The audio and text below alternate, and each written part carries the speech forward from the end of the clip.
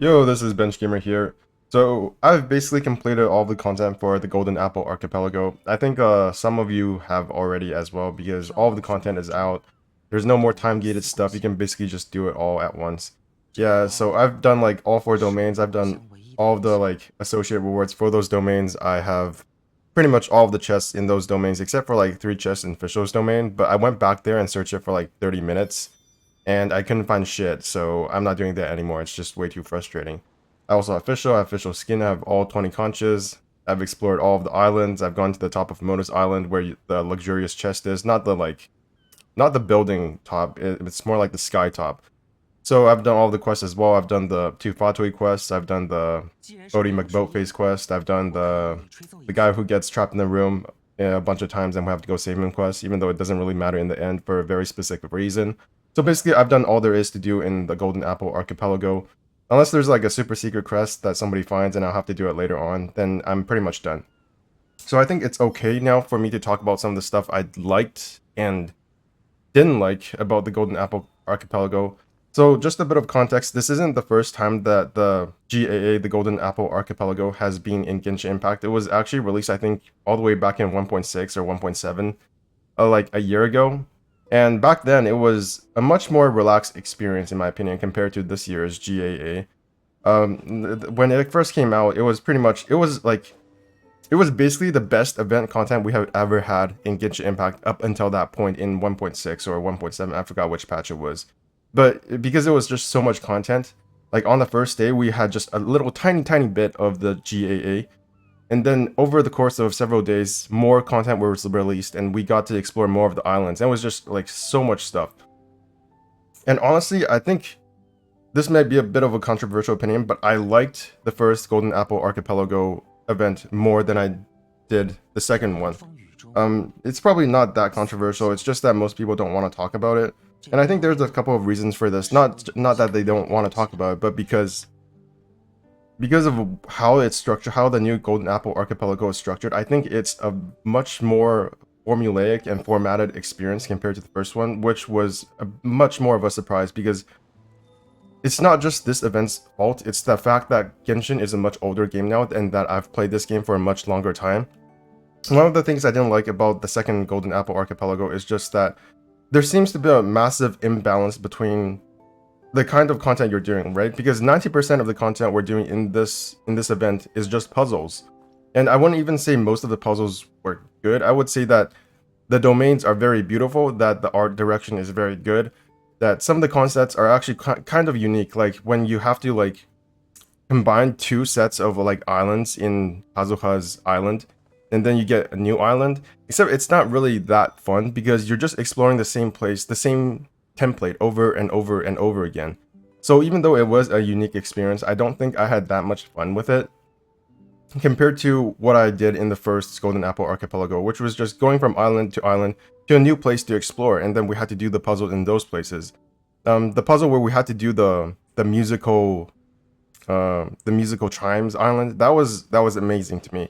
And I don't think I ever had that same experience in this Golden Apple Archipelago. This Golden Apple Archipelago is much more like a boss of the week type experience where we go from domain to domain to domain and to do another boss and another boss and another boss. Except there are no bosses because there is barely any combat oriented content in this game. And I'm not sure if that's just because I've played this game for so long now that there are no longer any challenging like enemies. So I go up to like a Hilicho and like an Bismage or I don't know, a Lawacho or Samacho, and they instantly get yeeted. They're yeeted. They're just dead in like 2 or 3 abilities. But I'm not even sure if it's just that, because when I go into those domains, when I see the enemies in this Golden Apple Archipelago, it almost feels like they're just there because it's obligatory. It's like they have to put enemies in there or else it won't actually be a Genshin game. Whereas I feel like the designers for this Golden Apple Archipelago really just wanted to do a lot of stuff with puzzles.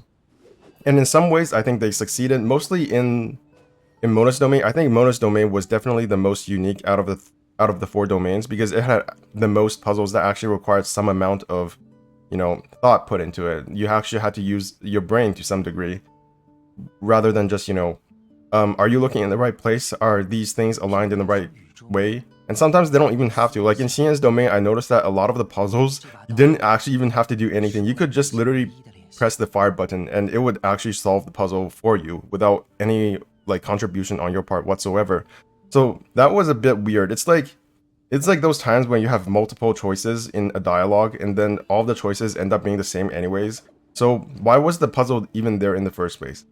And that's one of my main frustrations with this event, which is that a lot of the puzzles just seem to be there for the sake of being there, rather than, just increasing your actual enjoyment of the game.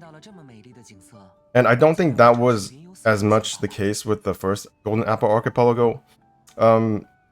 Some of the things I did like about this event is obviously that they gave more content to characters that did not have as much content before. CM basically had no part in the story. She was like in one cutscene in the Lantern Rite Festival, and that was pretty much it. Fischl, she doesn't have any main story content, I think, except for like the prologue in Mondstadt, but who the fuck actually remembers Mondstadt, right? It's just nothing. So yeah, I think it's really good that they got their own content. Mona as well, she hasn't really been in the main story since forever. Except for like the first, I think it was in 1.1, the Unreconciled Stars. She was in that event, and then she was just kind of missing in action for the rest of the story. So that's pretty cool as well. Kazuha, I think actually didn't need more content, but his event domain was really, really good in terms of character building. And some people have even said that they would rather have this event domain be their actual second story quest, rather than their actual story quest, outside of the event. And I would partially agree with that, but we don't know what MiHoYo has in store for us in the future yet, so we will just have to see. Maybe his second story quest will be will have some kind of meaning in the future. I don't know. Maybe, I don't fucking know. I'm probably just coping. The MiHoYo is probably just doing some stupid shit, and I'm just trying to like make excuses for them at this point. Anyways, yeah, so that's the main thing I liked about this event, which is that it just gave more backstory, more story content, and frankly, it also just there's a lot of foreshadowing for the Dendro region, right? Because this event is all about dreams, all about making dreams into reality, and Kusanali is literally speaking into our heads. So there's also that. But as for all the stuff aside from that, I just don't think I enjoyed it as much as the first Golden Apple Archipelago. It just feels too formulaic. It feels like there's too much waiting for stuff to happen. Like even when you finish the quest, even when you finish the domains, right? I don't think there is a good balance between the kind of rewards you're getting versus the kind of puzzles you're doing. Because a lot of the times the puzzles are just so frustrating in terms of like, are you looking at the right place? Are you pressing the right buttons? Are you firing at the right things? That it takes more than 1 to 2 minutes. And I don't think it's good to have puzzles that take that long. If a puzzle takes more than 1 to 2 minutes, then I think you should at the very least get a second tier chest rather than just an average normal chest. But oftentimes you do get just a normal chest, which is like those gray ones that don't have any spiff on, don't have like any drip on them. It just feels so bad when you take upwards of like 2 minutes to do a puzzle and then you get like what, 2 primo gems. Sometimes it feels so bad when you get 2 primo gems and there's like not even any leveling mats in them, right?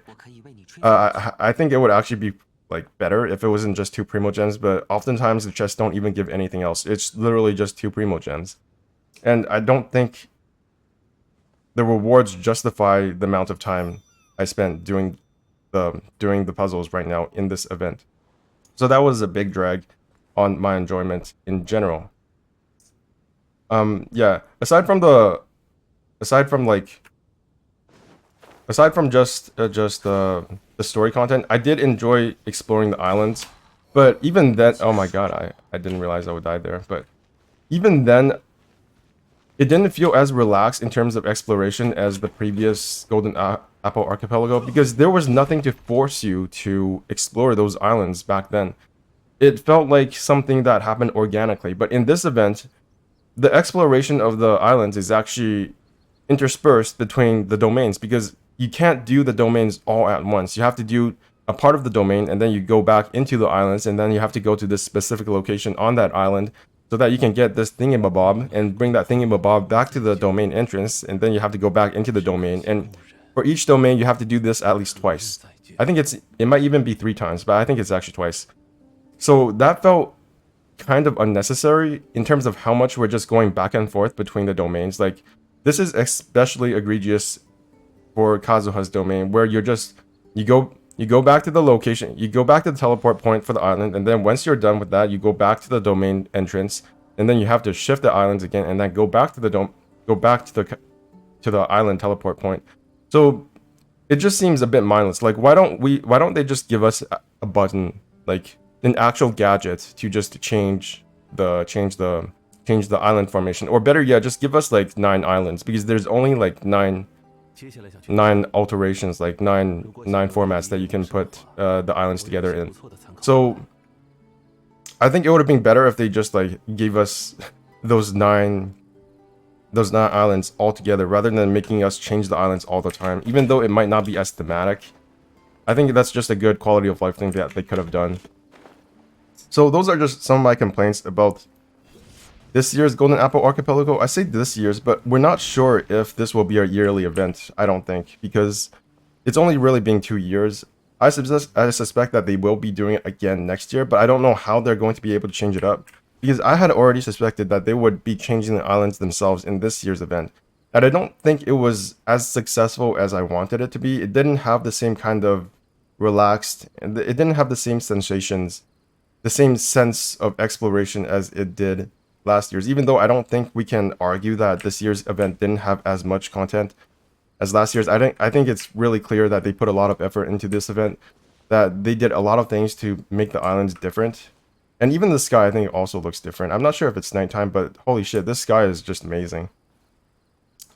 So yeah, I did enjoy this year's GAA. It's just that some things were holding it back. The lack of combat events, the lack of combat activities that you could do, the lack of awards, the lack of, what's it called?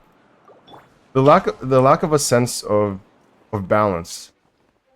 Whereas it's just too much puzzles. By the end of Mona's domain, I was just thinking, oh my god, are we actually going to fight like some bosses that had like some sort of, I don't know, sense of threat to them? It's not like this ever happens in the core game of Genshin Impact anyways, right? But I don't know, it just feels like there should have been something else besides just puzzles.